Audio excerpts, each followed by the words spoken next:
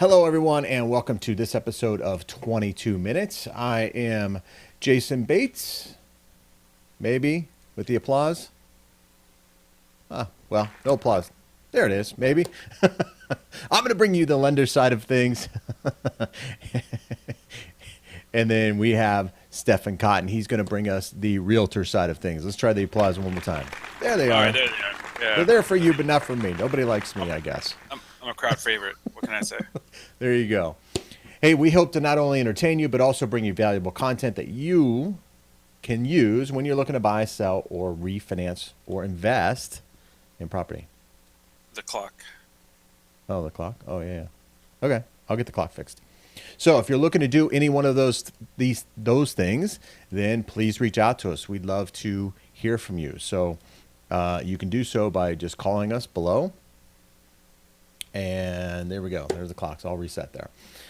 Calling us below. Our numbers are below. Our Twitter handles are above. However you want to reach out to us, we'd love to hear from you. If you're new to the show, hey, thanks for joining us. We do this Monday through Friday right here in the great city of Phoenix, Arizona.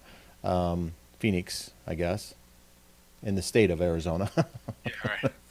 Phoenix. I think you did fine. A lot of people. Yeah. There's a lot of Phoenixes. There's more than one Phoenix. Did you know that? I know, right? It's kind of weird. Yeah. So you got to be specific these days. The one, the only, the one that counts, Phoenix, Arizona. The one and only one in Arizona. Yeah, there Phoenix, you go. Arizona. There you go. Hey, if you are new to the show, like I said, we do this Monday through Friday. Thanks for joining us. We do appreciate you taking time out of your day to listen to what us two guys have to say. So really do appreciate that. If you're at our Facebook page, hey, go ahead and like that if you would, please. We appreciate that support. You can always write your comments below on the post or on the side, depending on how you're looking at it, and they will show up here on the show. So it's a great way for you to be a part of the show and write your comments here. So we always do a tweet quote of the day, try to get us a little motivated or, kind of inspirational kind of thing. So let's get to today's tweet quote of the day. All right.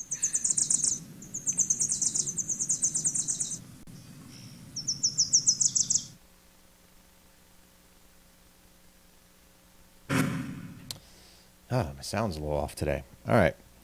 Well, hey, this is brought to us by the great Nelson Mandela, right? Morgan Freeman. Oh, Nelson Mandela.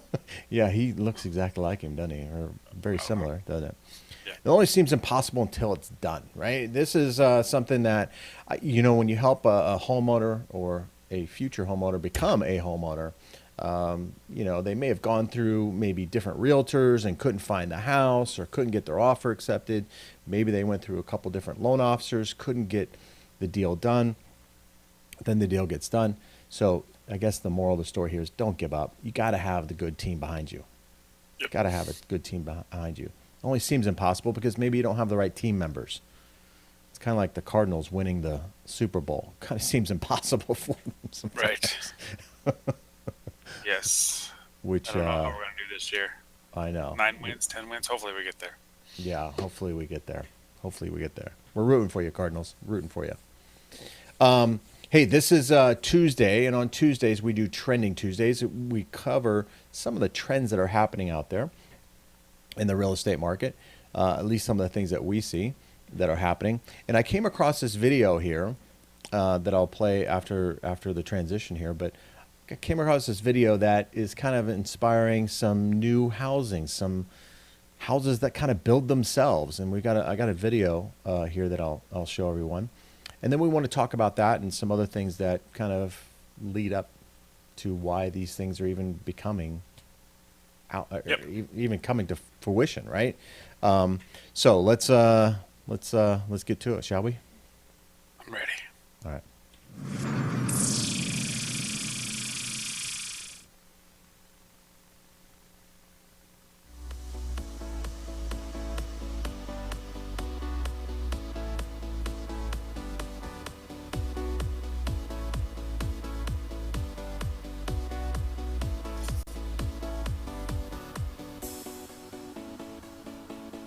Pretty crazy on these houses.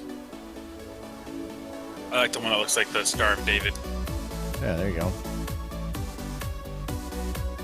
Started 129,000, right? 130,000. That's what what they start This will at. be really useful in America today because we simply don't have enough homes for sale and definitely not enough affordable homes for sale. It's really expensive to build a house in America today, mostly because of land, labor, and materials. There aren't a lot of houses for sale because the home builders aren't building enough, and what they are building, it is not cheap. Okay, so you saved a ton of money on this really cool, foldable, expandable, high-tech house, but land not included. You've got to find a place to put it. You're either going to have to buy that land, rent that land, put it in your current backyard or in your parents' backyard. Then you have to deal with zoning regulations. You got to ask, just how safe is it? I mean, is it going to hold up against a tornado? You hear about mobile home parks being the first to get hit by tornadoes all the time. So here's a question. What if something in the house breaks? It's not like you're going to know how to fix all those levers and everything that's collapsible. I mean, you can't just go out and get another piece of sheetrock and fix the wall, right? There you go. Pretty. In one of the, Go ahead. I was gonna say, in one of the renderings, there's this old guy there with a white shirt, and you're just watching the thing kind of deploy. You see that? With this little Yeah, I saw that. Yeah. That's pretty funny. Look at my house, guys. It's building He's like itself. standing like this, with his hands on his Yeah. hips, watching it. Yeah. Yeah. Deploy. And I don't know, how's that done? Is that just like a button? Is that an app on your phone? Yeah. I don't think it's that. Hopefully not, because then my son would make us squish and unsquish. But Yeah. I think it's probably a button on the house or something. Yeah. Well, and how would that thing, if it felt folded up in the middle of the night, you got a short circuit or something, transformer, and then you're in your bed. Transformed a house. But hey, I wanted to talk a little bit about why these things are coming to, the forefront here. We're starting to see these ideas, right? We showcased that one house that was built by a 3D printer, right? Essentially with concrete. If you haven't seen that, you can check that out in past episode. But this innovation that's kind of coming, into housing, is it just due to cost? I mean, that's $130,000 there for that house. Yeah. It didn't seem that big, right? Yeah, it doesn't seem that big. Although tiny houses are kind of popular, right? A lot of people looking at those as a different lifestyle. Even the houses that you like this, you can transport when people don't want to be stuck to one place, per se. So this kind of trend, I don't know if this is good, bad. I don't know. It seems a bit trendy to me. Like it's kind of like certain things that you get in the house, right? Like green carpet in the 70s was like super trendy, right? Even Elvis had green carpet, for gosh sakes. What? Not Elvis. shag carpet, right? This kind of falls into that category for me. It's kind of here today, but maybe gone tomorrow. What do you think? I think it's new. I think it's just the same way as those storage containers became houses. Mm-hmm. I think it's another option. I don't think it's going to take over the market. I don't think we're going to see 50,000 of these sold in Maricopa County. Yeah. But I do think that there'll probably be maybe a dozen, maybe 40 people buying it. Maybe somebody will kind of create like what if you bought like 15 acres and then you bought a bunch of those and you zoned those out? Those things only cost you $130. You sell them for like $150, $170 or something. Yeah, could be. So it'd be like the new mobile trailer park. She's talking about like the stormy weather stuff, when we had some winds last week and this weekend. But it's amazing to think about how that would be durable or how durable it is. But yeah, maybe that's the new trend is come to the mobile park, bring your house, and then lease out $500 a month or something, the space that's yours. I got to imagine transporting that thing and insuring that thing has got to be super expensive. And I mean, what do you just take a cable out and hook it up and then plumbing and everything like that? So is it really transportable as they demonstrate there in the video? I don't know. It's just a quick connect to the plumbing and there you go. Or probably self-contained kind of thing. Yeah. I don't, because the one that was upstairs, remember the one that had like a floor and then it kind of came out, the one that showed on the plateau.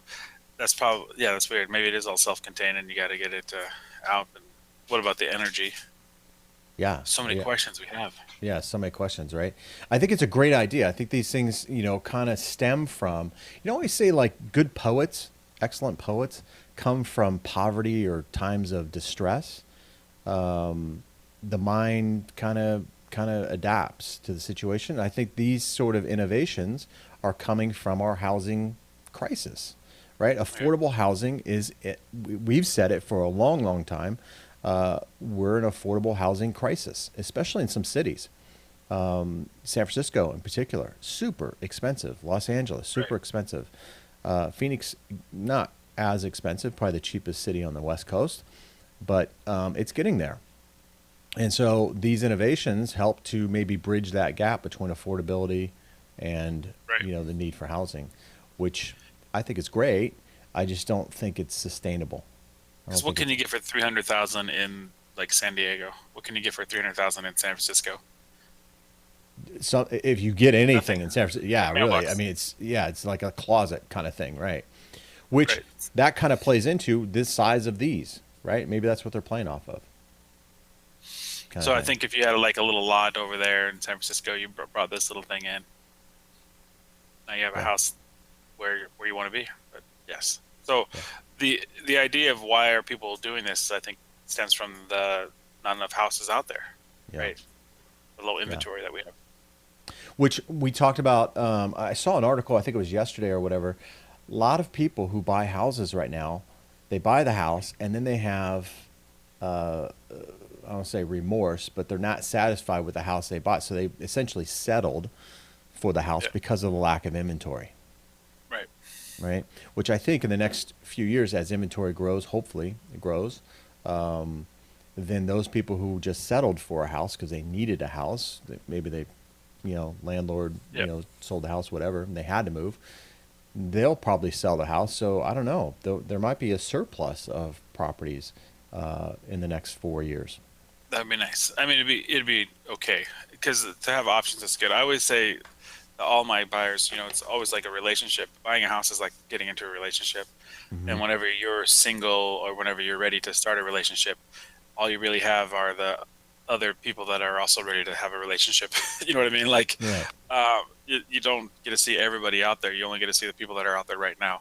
Same with the houses. Like, I'm ready to buy a house. So what's out there right now? It might not be the exact match you want. And that's the word settle for. Kind of in a relationship when you settle for somebody or something because, hey, you're here, I'm here. So, but yeah, then more opportunity comes around and maybe you're due for an upgrade like 3-4 years from now when there's more inventory. Hey, I want to talk a little bit too about for sale by owner. Yep. How is that impacting the market? I'm not seeing. I don't know. You're more closely, on the front line as far as that goes. Are you seeing a lot of for sale by owners? I've seen quite a few. I'm not seeing like as many as we used to. I see quite a few. In fact, after today, I got a 12 o'clock at a for sale by owner walking their property. So I see them. I still see them, but it's not as common. And I think it's not as common because of like Offerpad or what's the other one? Opendoor. Opendoor, right? Yeah. Right. So I think I see a few, which is fine, but then a lot of them are going to Opendoor. In fact, one of my investors is using Opendoor for their specific property. That way, when they close on one house, they know exactly when they can close on Opendoor because it's very convenient. We want to close on the 14th or whatever, right? And they'll oblige. Yeah. And let's talk a little bit about these online companies. They're popping up. Seems like just about everywhere. They kind of started here in Phoenix, right? Opendoor started here in Phoenix. They've now expanded to other cities. I think Offerpad, I think the CEO lives right here in Phoenix, in Mesa, I believe, and started that here. I don't know if that's in other cities or not. I haven't done that research, but it seems like Phoenix is a little bit of a hub for these kind of tech startup real estate companies that are having some success out there. Well, it's pretty convenient over here. I mean, it's pretty easy to pick up houses or something in Arizona right now. So I think this is a good starting spot because, again, the prices are so affordable that even for the investors that are Offerpad or the investors that are Opendoor, they're able to buy more units to sell more properties. Yeah. I think, Phoenix has a good cultural mix too, a good diversity of properties, a good mix of, condos, single family, horse properties. I mean, there's all kinds of stuff. We're not we're not necessarily like a San Francisco where they're just kind of maybe all right together. And I'm sure San Francisco has quite a few, or a lot of diversity in their housing as well. But Phoenix, for the affordability, for the West Coast, seems to be a pretty good spot for these kind of startups. What are your like? I talked to several realtors when Opendoor, especially started out. What was that? 3 years ago, 2 years ago, Yep. here in Phoenix. I talked to a lot of real estate and real estate investors, and they said, "Hey, they'll be done in 2 years. Give them 2 years, they're Right. done." And here they are, still plugging along. 3 years later, still getting funding. Yeah. Is this a trend that's going to continue? They had a lot of they had a second round funding that went pretty good. Now, until they start losing money, I think they're going to be around. I mean, if you're making $3,000 per house, Yeah. you sold 3,000 houses. That's what, $90 million. Yeah. The margins on those homes are very slim, right? So they have to deal in volume. But maybe that's kind of the genius behind it, right? They're not trying to, sell for more than what the house is worth. They're not pushing the envelope. They're just taking what they can get and moving on, which is what you probably should be doing. Well, the trick with Opendoor, and we talked about it, is that they get you on their closing costs or their concessions. 6% to 12% is typically something that the seller is going to have to give back to Opendoor. So even though they say they're going to offer you let's say $200,000 for this house, they're going to take 12%, up to 12%. So that's $24K. So the net to the seller is only $176. Right. There we go. That's that's your phone ringing. Say, hey, call in right now. Jason Bates is answering his phone. Everybody. Yeah. There you go. Prank call me. No, prank call. But I was saying that, but it records. So it records at 200. So even though they actually only netted 176, it records at 200. So that way, when Opendoor sells their house for 210, there's only a $10,000 taxable spot, right? $10,000 for capital gains, not counting if they give away some concessions and stuff too. So maybe. Yeah. The convenience factor is huge, right? I mean, I'll give them that on that. Convenience factor in real estate is a big deal. People, we're accustomed to having convenience. Right. Debit cards. I mean, that's why they were so successful. Convenient. So putting convenience into real estate and predictability into real estate. I think those two things there are a pretty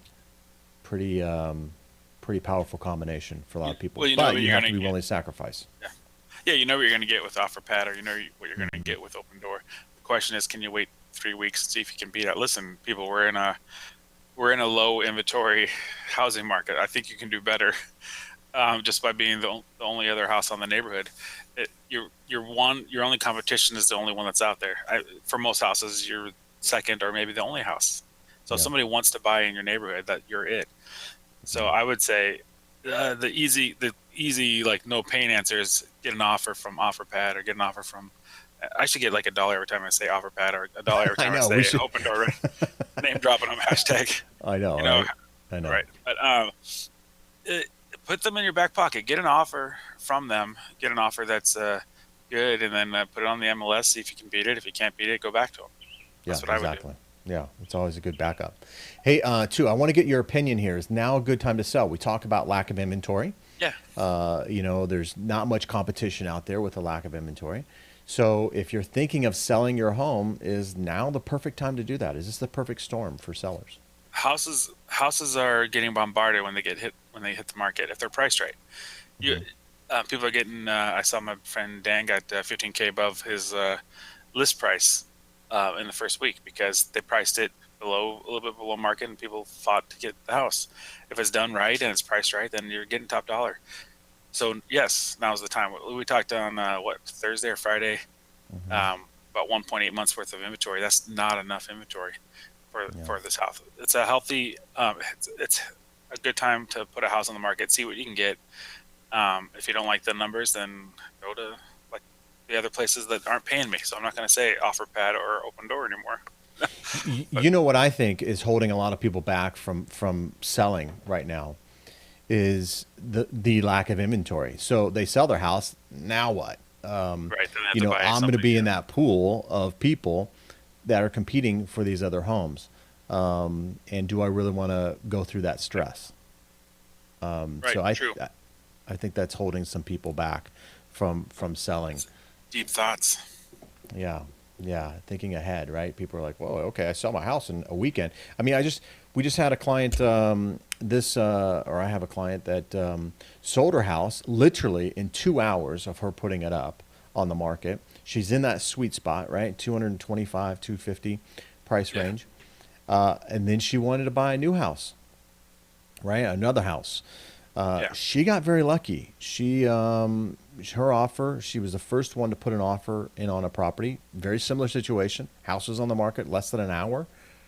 Put the offer in on the home, made it as clean as possible. Her offer got accepted. She did have to go a little bit above asking price on the property. Should appraise out. Shouldn't be a problem. Yeah. But her offer got accepted. So she got really lucky. I mean, I've told her, like, look, this is unheard of in this market. Some people Right. go weeks without finding a home. So this is where I think some people are settling because maybe the home doesn't have the room count that you want. Maybe it doesn't have the view that you want or the size of the backyard or whatever.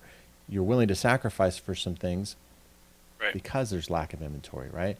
So I think my prediction is that in the next few years, I think that those people who did take a little bit of a, I won't say haircut, but did settle a little bit for some things, will then eventually put their house on the market and get the house they want.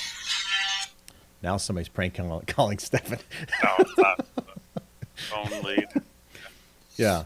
So that's my prediction for the next few years. I think we'll start to see some homes come on the market because people settled and they're going to get tired of the house that they're in Right. and want to move up. So Well, we just accepted an offer yesterday, and the people hadn't put their house on the market yet. They're putting it on today, but we accepted it. They were waiting to find the house that they loved before they put their house on the market.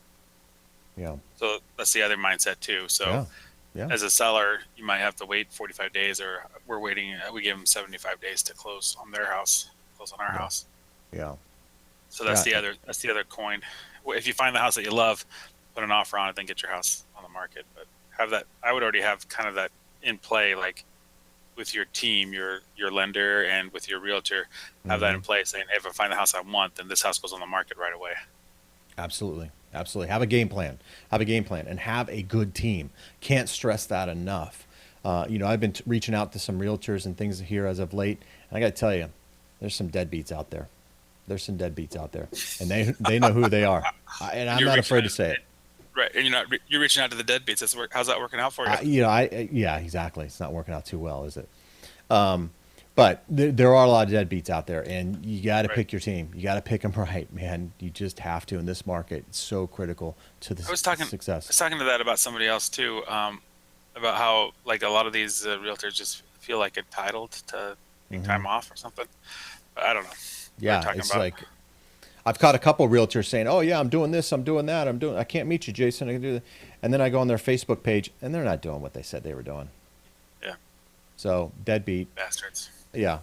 But anyway, okay, enough of that soapbox. We're going to wrap it up for today. There are a lot of things happening out there, a lot of kind of trend things. I guess one of the trends is pick a good real estate team. All right? Don't Right. pick a bad one. Don't get frustrated like the skater that we play sometimes. Yeah, I love that guy. Yeah. Again, I did it. Yeah, I did it this morning.